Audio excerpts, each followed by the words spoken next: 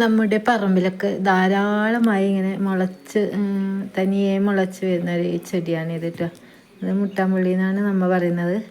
അപ്പോൾ ഇത് ധാരാളം ഇങ്ങനെ മുളച്ച് പൊങ്ങി വരുമ്പോൾ ചിലർ ഇത് കാടെന്ന് പറഞ്ഞിട്ട് പറിച്ച് കളയുന്നുണ്ട്. അപ്പോൾ അങ്ങനെ കാടായിട്ട് പറിച്ച് കളയേണ്ട.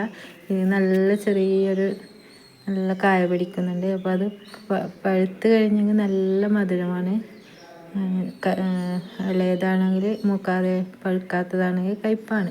അപ്പോൾ നല്ല ഔഷധ ഗുണവും ഷുഗർ നോർമലാക്കാനും ഒക്കെ കഴിവുള്ള നല്ലൊരു പഴമാണിത് മുട്ടാമ്പുളി. അപ്പോൾ ഇതിങ്ങനെ കണ്ടു കഴിഞ്ഞെങ്കിൽ നിങ്ങൾ അത് പറിച്ച് കളയണ്ട. അപ്പോൾ വിറ്റാമിൻ സിയും ഒക്കെ അടങ്ങിയിട്ടുള്ള കുഞ്ഞുങ്ങൾക്കെല്ലാം വളരെ ഇഷ്ടപ്പെട്ട ഒരു ഫലമാണിത്.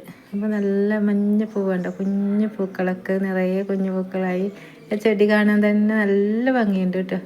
നല്ല ഭംഗിയുള്ള ചെടിയാണ്, എന്ത് നല്ല രസമുണ്ട് കാണാൻ.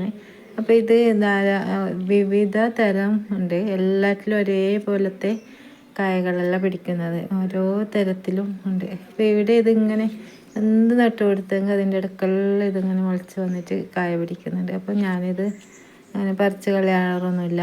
ഇവിടെ കണ്ടെങ്കിൽ ഇങ്ങനെ ഗ്രോ ബാഗിലൊക്കെ കൊണ്ടുവന്നിട്ട് നടുകയാണ് ചെയ്യുന്നത്.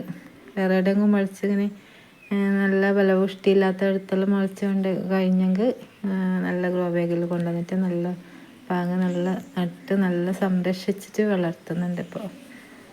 അപ്പോൾ നിങ്ങളുടെ വീട്ടിലൊന്നും ഇതില്ലെങ്കിൽ എവിടെ നിന്ന് തൈ കിട്ടുകയാണെങ്കിൽ കൊണ്ട് നടുക. അല്ലെങ്കിൽ തനിയെ മുളച്ച് പോകുന്നുണ്ടെങ്കിൽ ഇത് പറിച്ച് കളയാതിരിക്കുക കേട്ടോ.